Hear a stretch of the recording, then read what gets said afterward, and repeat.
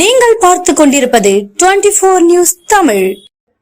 தமிழ்நாடு பாஜக மாநில தலைவர் அண்ணாமலை வெளிநாடுகளுக்கு சென்றிருப்பது அவரது படிப்பிற்காக சென்றுள்ளதாகவும், ஆனால் தமிழ்நாடு முதலமைச்சர் மு.க. ஸ்டாலின் வெளிநாட்டுக்கு சென்றிருப்பது அந்நிய முதலீடுகளை அதிகரிப்பதற்காக சென்றுள்ளதாகவும், அவர் வெற்றியுடன் நிச்சயம் திரும்பி வருவார் எனவும் அவருக்கு வாழ்த்துக்களை தெரிவிப்பதாகவும் தமிழக வெற்றி கழகத்தின் தலைவர் விஜய் கடந்த 10 ஆண்டுகளுக்கு முன்பு இந்திய தேசிய காங்கிரஸ் கட்சியின் நாடாளுமன்ற எதிர்க்கட்சி தலைவருமான ராகுல் காந்தியை சந்தித்து பேசியது உண்மை என்றும், ஆனால் அவர்களுக்குள் என்ன பேச்சுவார்த்தை நடந்தது என்பது விஜய்க்குத்தான் தெரியும், அதனால் அவரிடம் கேட்க வேண்டும் என தமிழ்நாடு காங்கிரஸ் கட்சி தலைவர் செல்வ பெருந்தகை உதகையில் பேட்டி.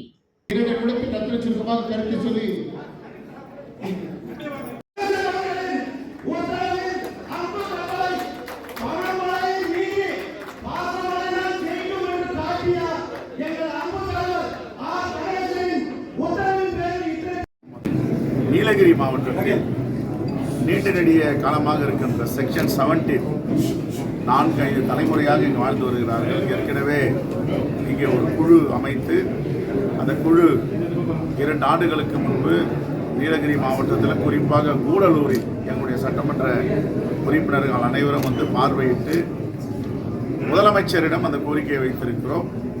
அது உடனே நிறைவேற்ற வேண்டும் என்று மீண்டும் அதை வலியுறுத்துகிறோம். இனிமேலும் காலதாமதம் செய்யக்கூடாது.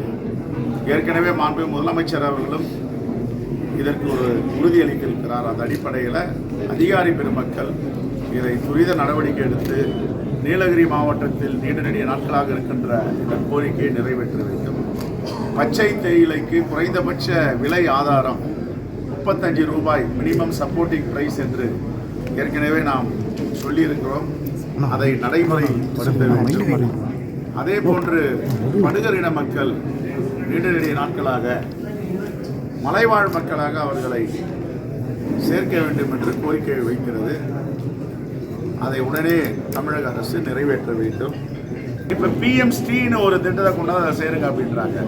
அது இருமொழி கொள்கைக்கு எதிரானது. வெளிநாடுகளிலிருந்து பல்கலைக்கழகத்தை போல நம்ம இந்தியாவில் பல்கலைக்கழகங்கள் உருவாக்கலாம். இவங்க என்ன சொல்றாங்கன்னா வெளிநாட்டு பல்கலைக்கழகம் திறந்து விட்டுருந்தோம், அவங்க தான் நடந்துட்டாங்க. அப்போ நம்முடைய பேராசிரியர்கள், நம்முடைய ஆசிரியர் பெருமக்கள்லாம் எதிலும் குறைந்தவர்கள், எல்லாம் வல்லவர்கள் தான், சிறப்பான பேராசிரியர்கள், நல்லாசிரியர் விருதுகளை பெறக்கூடியவர்கள். ஆகையால் இதில் முரண்பாடு இருக்கு. கூட்டாட்சி தத்துவம் இதற்கு எதிரானது, மாநில சுயாட்சிக்கு எதிரானது. ஆக ஒன்றிய அரசு இப்படிப்பட்ட கெடுபிடியை பிடிக்கக்கூடாது. உடனே தமிழ்நாட்டுக்கு கிடைக்க வேண்டிய உரிமையை அவர்கள் கொடுக்க வேண்டும். தேங்க்யூ.